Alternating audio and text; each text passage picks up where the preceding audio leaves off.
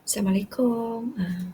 Hari ni sambung kita buat ulang kaji tentang kegravitian di ketempat. Alright, so macam biasa kita tahu bahawa um, kita fokuskan untuk master bab 3 ni bagi paper 1 and paper 2 lah. Cuba lihat, formula memang akan diberi, betul? Pelajar kena faham dulu formula ni untuk apa. Okay, tengok number 1. F sama dengan Gmm/r square. Itu adalah tentang kegravitian semesta Newton. So dia ada banyak tau. Dia bukan daya biasa, dia adalah daya graviti. Untuk nombor 2, itu adalah G kecil. So kita dah tahu dah dia adalah pecutan graviti.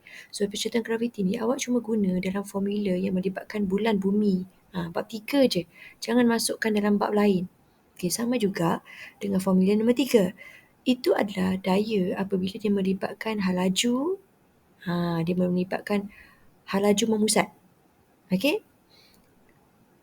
Nombor seterusnya kalau tengok V yang ada saya fokus kepada Kepler lah. Okey, nampak saya turun sikit ke nombor 5 lah. Nombor 5 tu dia lebih kepada 2 pi J, betul? 2 pi J bermakna adalah lilitan. Kalau bawah dia tu adalah lebih kurang juga pasal bulatan. Nombor 7 dia more to Kepler 3, di mana dia adalah hubungan T dengan R, betul? T square berkadar terus dengan R cube. Itu Kepler 3. Untuk nombor 8 dan nombor 9, dua-dua hal laju. Apa beza hal laju yang G-nya darab 1 dengan G-nya darab 2? Okay, awak hafal. G darab 1 yang nombor 8 tu adalah hal laju linear. 2G nombor 9 ada nombor 2 kan? Nombor 2 tu ibarat awak nampak huruf S. Adalah formula nombor 9 untuk hal laju lepas. Boleh? Setiap satu formula 1 sampai 9 ada benda konsep kat situ. Dan pemalar yang diberi adalah pemalar pecutan graviti, G kecil, pemalar kegravitian, G besar. Tak sama Okay, jom kita tengok soalan. Okey, untuk soalan JUJ Pahang, dekat sini adalah diberi soalan objektif. So, apa yang saya nak awak master adalah tentang konsep, nampak, objek itu bergerak, betul, dalam orbit. Dan dia mengalami tarikan graviti. So, bila mengalami tarikan graviti, dia adalah mengalami daya memusat. Dia tanya apa yang berlaku masa tu. So, pastikan murid mesti memahami bahawa dia melibatkan tentang daya tarikan graviti, dia akan menyebabkan daya memusat. So awak kena buat pilihan D. Nampak? Objek itu ditarik ke bumi, ke pusat bumi. Okey? So dia lebih kepada laju linear dan daya tarikan memusat. Untuk modi pintas, bagi soalan 2, saya cuba pilih soalan formula lah, ataupun kita kata hukum. Apabila kita sebut hukum, di sini melibatkan sangat banyak huruf.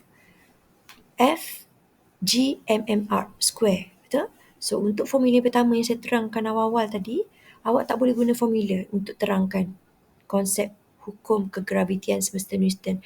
Awak kena guna ayat penuh. Apa maksud ayat penuh? Awak kena guna formula 1 tadi. F sama dengan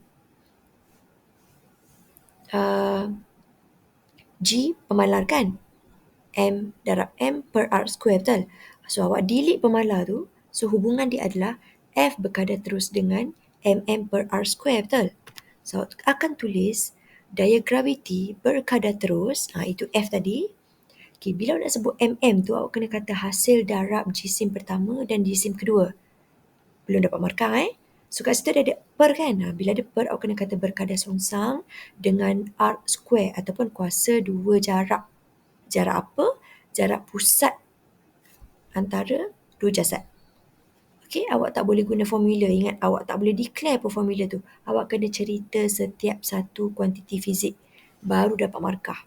Ni adalah tempat yang selalu pelajar memang tak reti nak beri maksud dengan untuk dapat markah penuh. Okey, so saya dah sentuh kegravitian semesta Newton. Saya dah sentuh laju linear, daya memusat. Betul? Sekarang saya nak awak tengok tentang pengiraan pula. Okey, ni adalah soalan sambungan dia. So, bila ditanya pengiraan, dekat sini awak nampak beberapa formula. Pastikan awak kena tahu awak nak guna formula apa. Tadi dia masih relate punya. So, bila relate, awak akan guna formula yang tadi sebenarnya. Betul tak? Ada G, ada M lagi sekali, ada R. So, dekat sini awak akan guna maklumat tu untuk jawab. Okay, Newton dah diberi, so awak tak perlu masuk di unit lah. Okay, dan soalan di bawah itu ditanya apa yang akan berlaku. So, your answer akan jadi macam ni. Masukkan segala nilai, bila awak ganti, pastikan awak punya penulisan tu tepat, baru dapat 1 markah. Dan selepas itu, untuk dapat markah akhir, pastikan awak tekan kalkulator ada kurungan. Supaya awak tak cuai. Kalau pelajar tu lebih hati-hati, dia settle belah atas dulu. Dapat belah atas, dia buat belah bawah pula. Baru dia bahagi. Dan awak kena buat satu nilai yang paling jitu. Paling jitu maknanya awak jangan round off terlalu awal. Awak ambil sebanyak mana tempat perpuluhan. Ada pelajar dia lebih suka 4 tempat perpuluhan.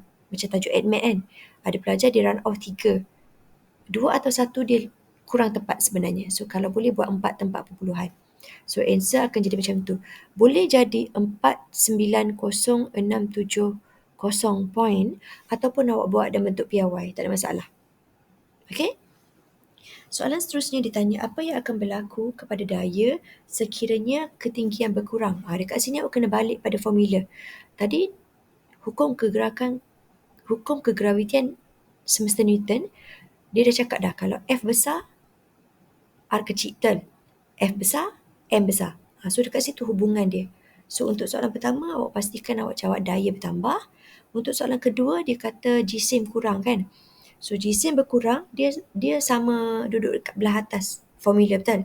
So bila jisim kurang, daya akan berkurang. Soalan macam ni kena tengok formula, kena patah balik kepada formula tadi. Alright? Okay, terus.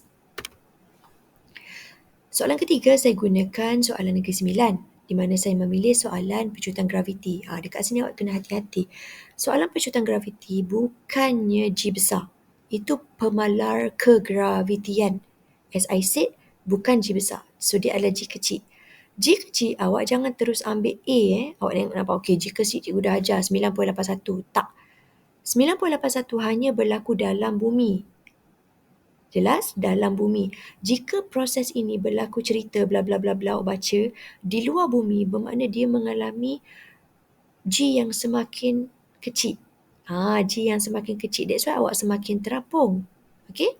So dekat sini tengok jalan kerja saya.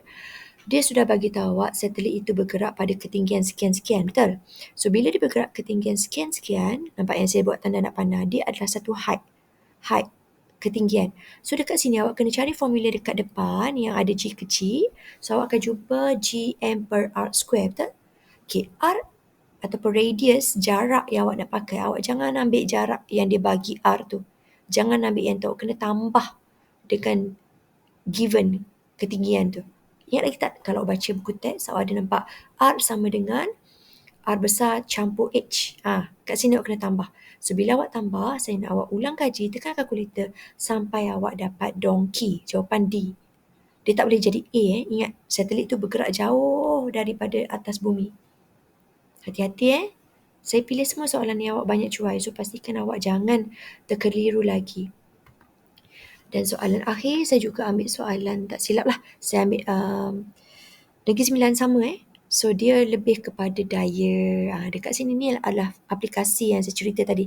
Apabila sesuatu benda atau satelit atau angkasawan jauh daripada bumi, sudah ada satu ketinggian, right? Bila dia satu ketinggian, dia semakin terapung. Bila semakin terapung, soalan dia adalah kenapa dia punya apungan tu menyebabkan dia adalah 1/6 daripada berat dia daripada bumi. Bumi dia contoh saya jisim saya 40 kg. Bila saya naik bumi, jisim saya masih 40 kg.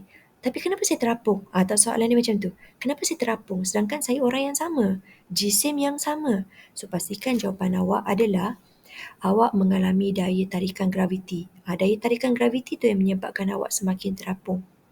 Okey, soalan jawapan tu adalah jawapan D So awak kena jelas, awak bukan mengalami kurang jisim. Bukan awak punya berat tu yang berkurang sebenarnya. Awak ada daya tarikan graviti yang kurang. That's why awak terapung. Okay? Ini antara konsep-konsep dalam bab 3 yang awak tak boleh terkeliru. Masterkan di bahagian formula lagi. Okay, so kita akan jumpa lagi selang 2 hari untuk tajuk haba. So all the best malam ni dan esok buat latihan bab graviti dengan teliti. Terima kasih. Assalamualaikum.